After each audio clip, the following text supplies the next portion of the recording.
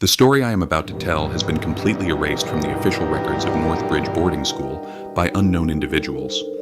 No teacher, no student, no principal dares to even mention it anymore. But if you ever go to the abandoned South Corridor, room 304 is still there exactly as it was. And sometimes you can still hear that scratching sound. My name is Daniel. 3 years ago, after I was expelled from my old school, they sent me to Northbridge Boarding School. Northbridge was a very old school.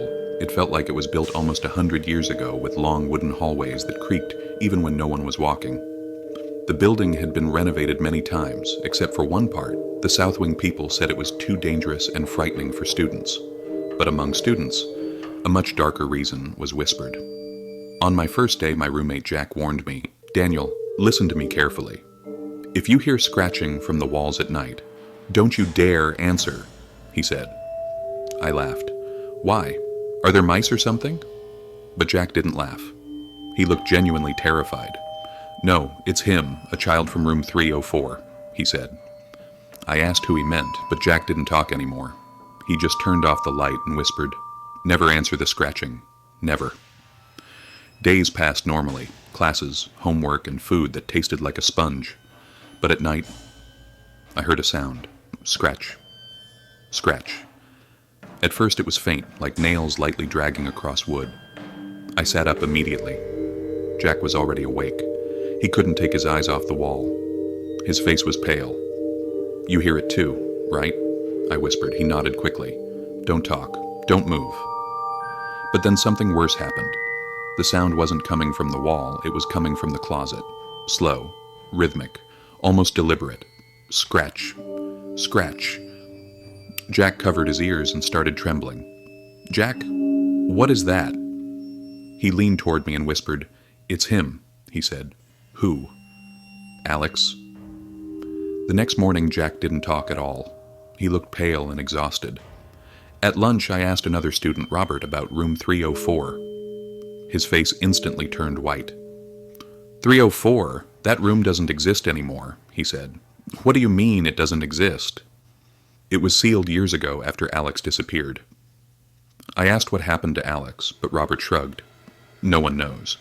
Teachers say he ran away, but students say they heard screams coming from the room before it was sealed." I didn't believe it. Not completely. Not yet. But that night, everything changed.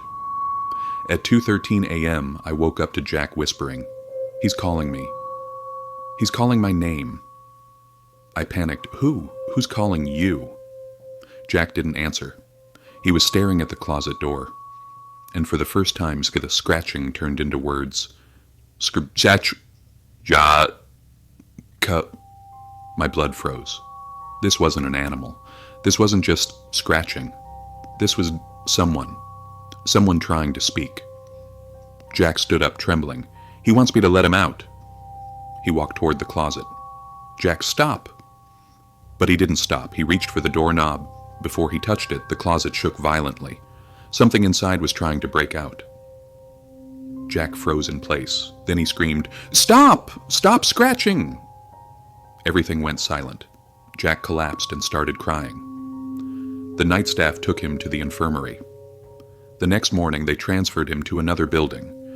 Without even taking his belongings, I couldn't stay silent anymore. I needed the truth. After classes, I went to the South Wing. The hallway was cold and dark, like it hadn't been used in years. At the end of the hallway, room 304. The door was boarded up with thick wooden planks. They looked like they were nailed to keep something inside. The number 304 hung crookedly. I approached. The wood around the door was scratched, covered with claw marks. Then I heard a sound from behind the door. Scratch. Scratch! I froze. And then I heard something else. A whisper. Very soft. Very slow. "Dan, My heart nearly burst. He knew my name. I ran. That night I couldn't sleep. No sounds came from the closet. The next day I went to the guidance office and pretended to look for files. Most files were normal. Attendance, grades, small discipline reports. But I found an unmarked file. Inside were old photos of a boy. Thin, dark-haired, wide-eyed. Name, Alex Haleroom. 304. The file said Alex was quiet, bullied, spent most of his time alone. And one night, he disappeared. At the bottom, there was a handwritten note. The student reported scratching from inside room 304. The room was immediately sealed. Do not open. My blood ran cold. Alex hadn't run away. He was trapped inside, and he was still scratching. That night the sounds returned, but not from the closet, from the walls. Scratch. Scratch. It sounded like it was moving around my room, following me. Scratch. Dan. I'll. Help me. I covered my ears, but it didn't stop. Then the whisper turned into words. Let me out. I couldn't take it. Where are you? I whispered. Silence. Then from behind me. In room 304. The next morning I made a foolish decision. I was going back to room 304. This time I would talk to him. When everyone was at sports, I snuck into the south wing.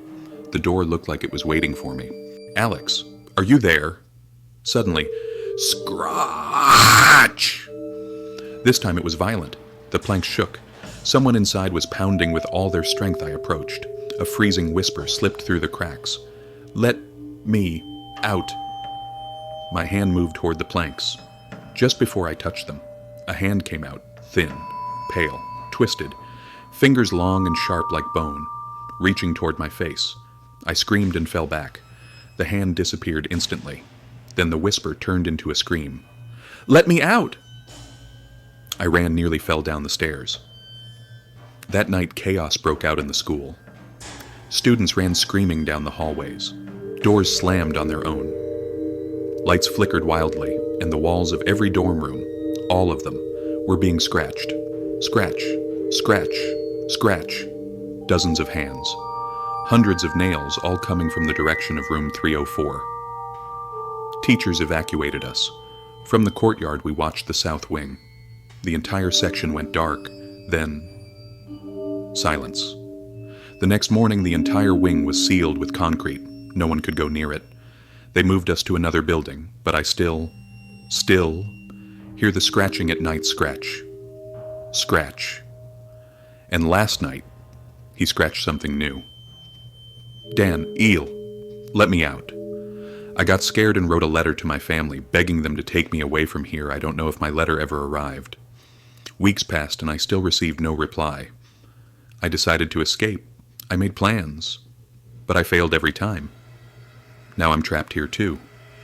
Just another prisoner of this place. I told what will happen in the second part. If you want to know what happens to me next, subscribe to my channel and turn on notifications.